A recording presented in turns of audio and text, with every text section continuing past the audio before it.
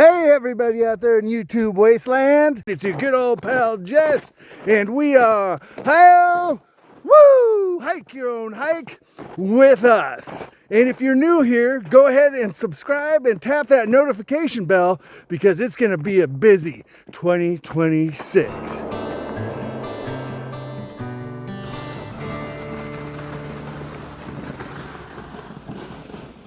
Today, being my main man Blitz, or should I say my main dog Blitz, are heading into some weird camp a hunter friend of mine found. He said, Jesse, you should go check this out. It's really weird and kind of creepy. We're gonna get there. Should be about a 3-mile jaunt in. It's gonna be on-road and off-road hiking. Make sure you stick around too, because we're gonna have some cool things going on. I'm gonna go ahead and show you my take on a Mountain Man chili cheeseburger. It's gonna be delicious. And then I'm gonna have a ghost story, kind of a ghost story, around the campfire tonight.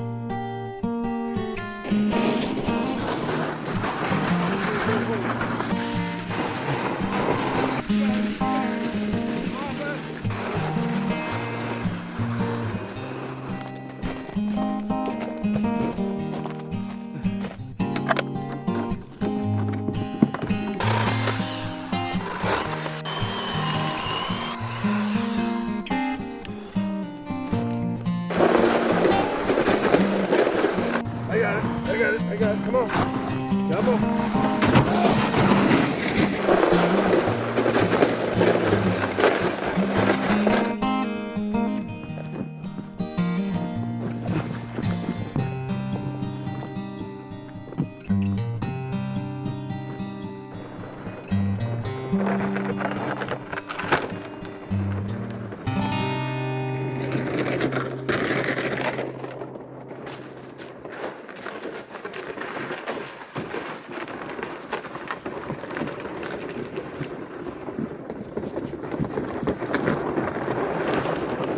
We went over one little pond, and then my buddy said that there is a second bigger pond, and it's just beyond the second pond on the marge of the lake. Oh.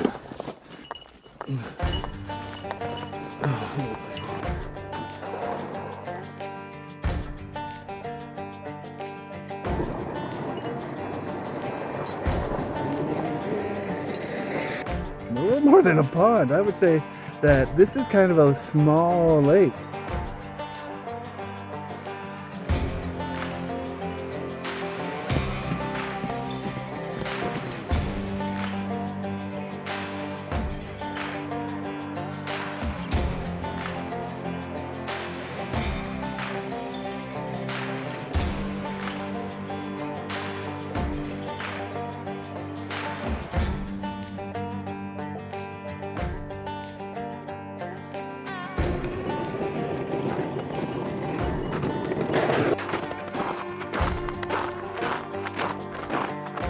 Oh shit, I just came through, I just broke through a little bit. Wet feet. We have about 200 yards to go through the brush to get to camp, and apparently there's a creek nearby.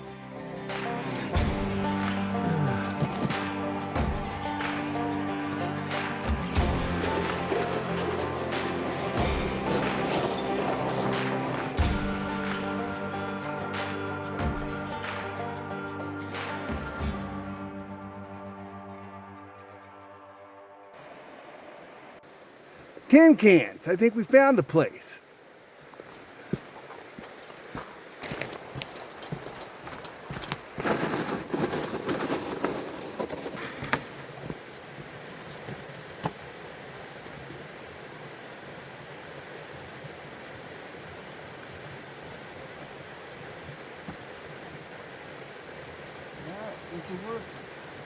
I'm liking what I'm seeing. We have a fire pit. We had pre-chopped wood, a little table so we can make our food on, and we have creek access or water access. So pretty much everything that we need.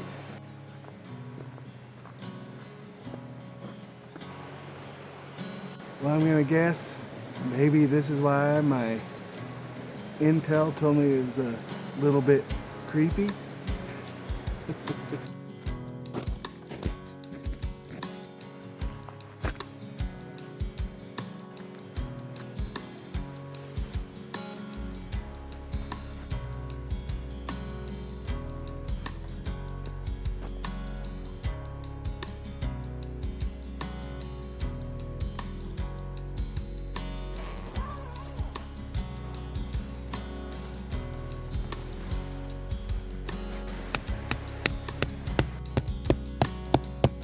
So here's a little pro tip. When you're driving these stakes into the ground in the wintertime, just be leery that it could get cold and it will freeze your stakes into the ground and you lost your pair of stakes. I only know this because I did that.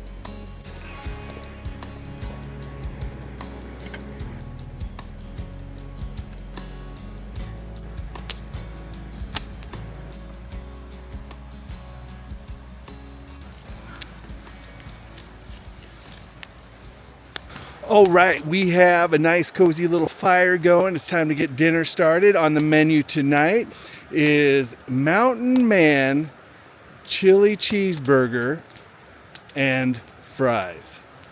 This is gonna be interesting. Let's get started. All right, the first thing we're gonna do, we're gonna add in some olive oil, followed by, you guessed it, butter.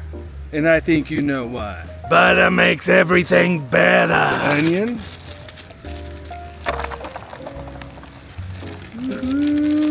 Some Frenchy fries.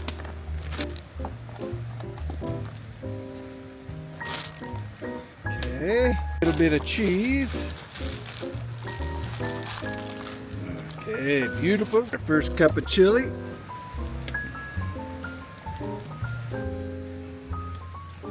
More onion. And what we're going to let that do, we're going to get some coals going. We're going to cover this.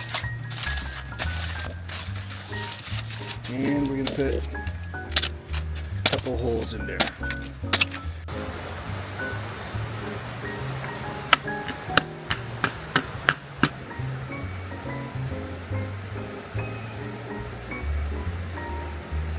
Okay, while our burger and bacon are cooking, we went ahead, moved some coals out of the fire, and then we put all our stuffing, all our goodness down on the coals, and we're gonna let that cook too. Now we're just gonna slice up the burger.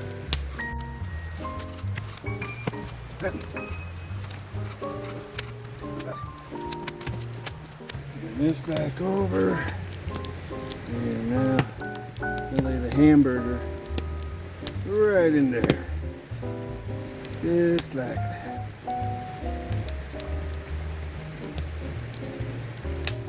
Next we're going to add our second cup of chili.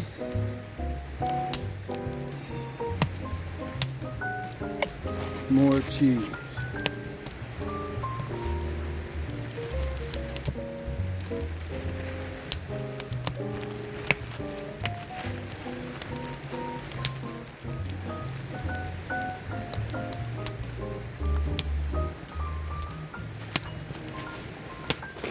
Okay, I think our dinner is done. Let's check it. Ooh.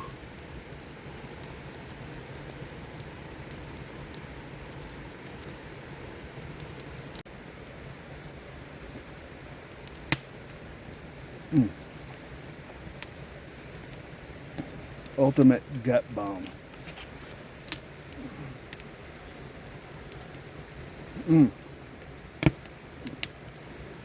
Bottom is where you want to be. You want to get down to the bottom. That's where you want to be. I know what I'm missing. Hold on. A little ketchup. A little mayo. It's olive oil mayo because I'm trying to be healthy. Sriracha because I like to spice things up. Stir that around a little bit.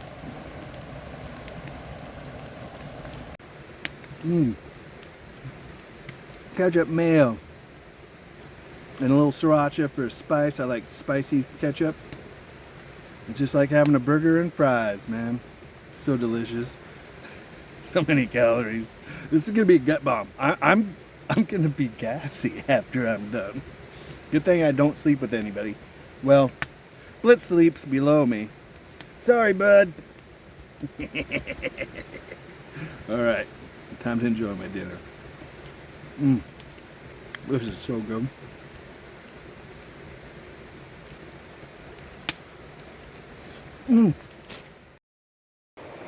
Dinner was great. It was yummy. It was delicious. It's now story time. One of the fun things that I remember as a kid, my memories are starting to slowly go away, but one of the fonder memories I remember as a kid was my dad was quite the storyteller, and another thing he loved to do is read us poems. He used to have this book, a really thick book of all the complete works of Robert Service. And after he passed away, that book just kind of disappeared. I've, over the years, always kind of wondered what happened to it. So, as many of you know, if you follow the channel, my brother James passed away last August. And my mom was going through some of his things, and she found the book that was my dad's. And one of the cool things, like I said, is he would read these poems and he would tell me stories. One of the best ones was Alfonso, the silverback gorilla, the ape. It was so good. For many years, up until about the time I was third grade, I had an invisible friend named Alfonso the gorilla.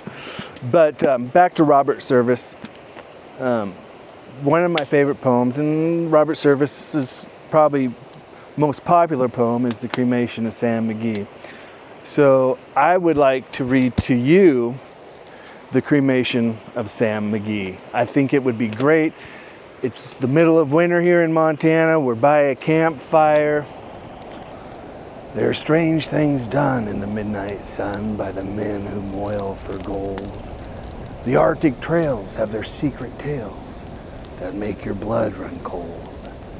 And the northern lights seen such queer sights, but the queerest they ever did see was the night on the marge of Lake LaBarge when I cremated Sam McGee.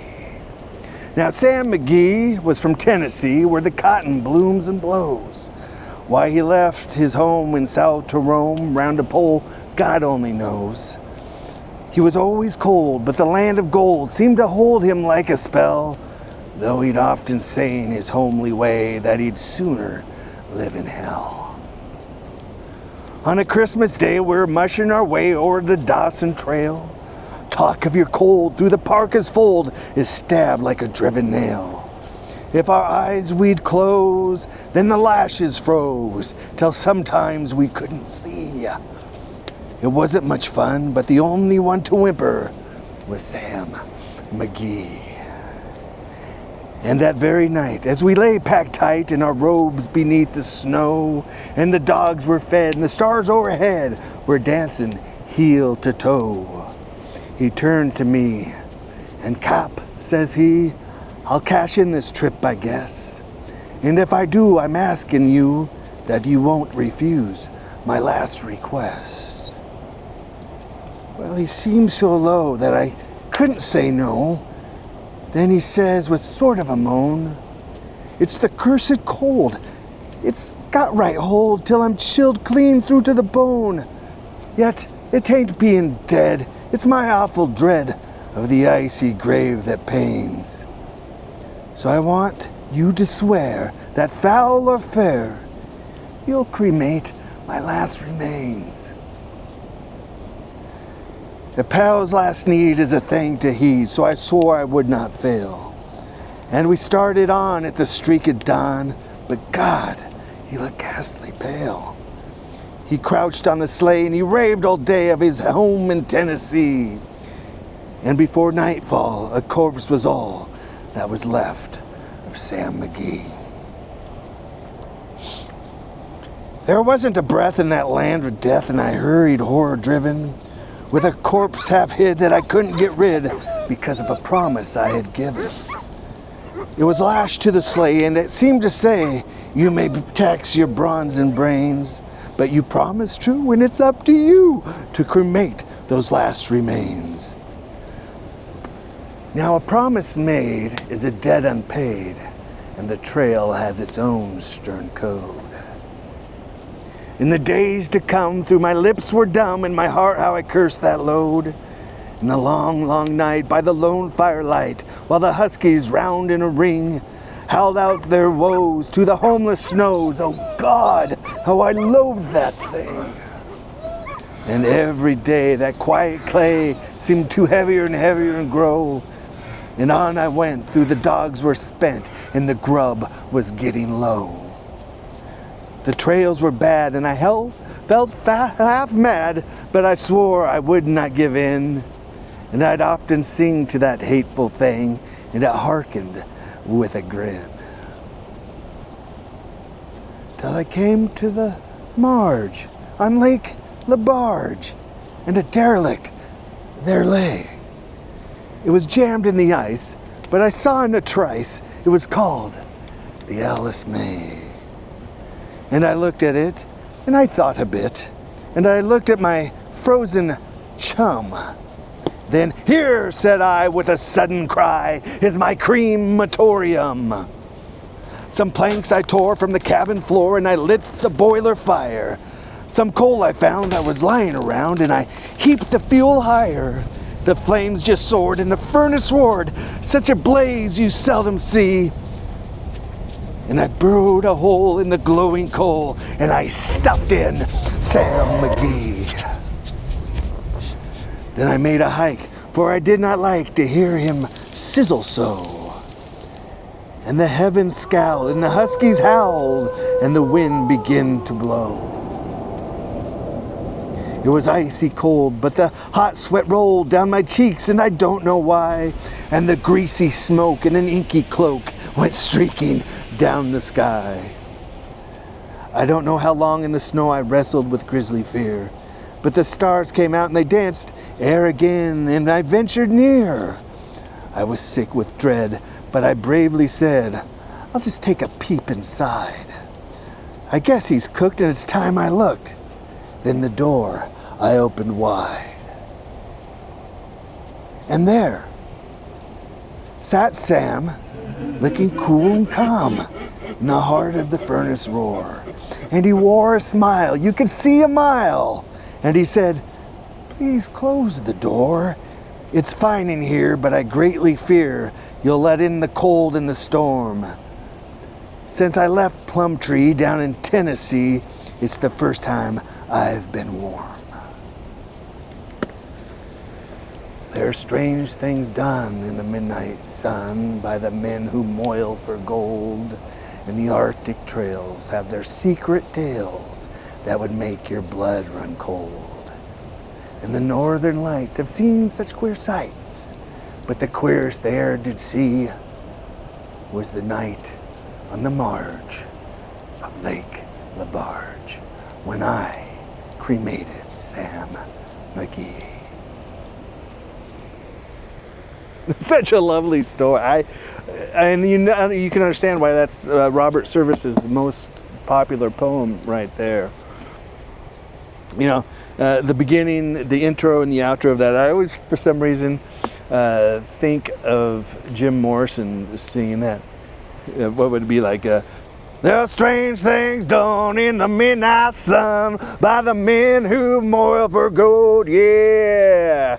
The Arctic trails have their secret tale that'll make your blood run cold. Yeah, love my girl. I don't know, but anyway, enough of the silliness. Thanks for letting me share that with you. I don't know, like I said, that was a special time for me. It's time for bed.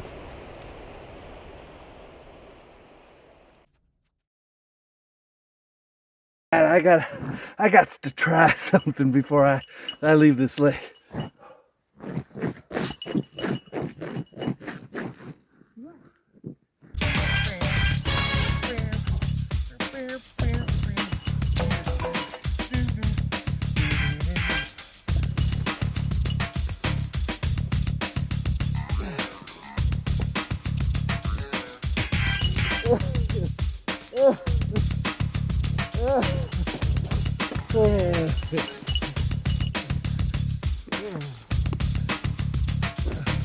I hope nobody's out in the woods watching.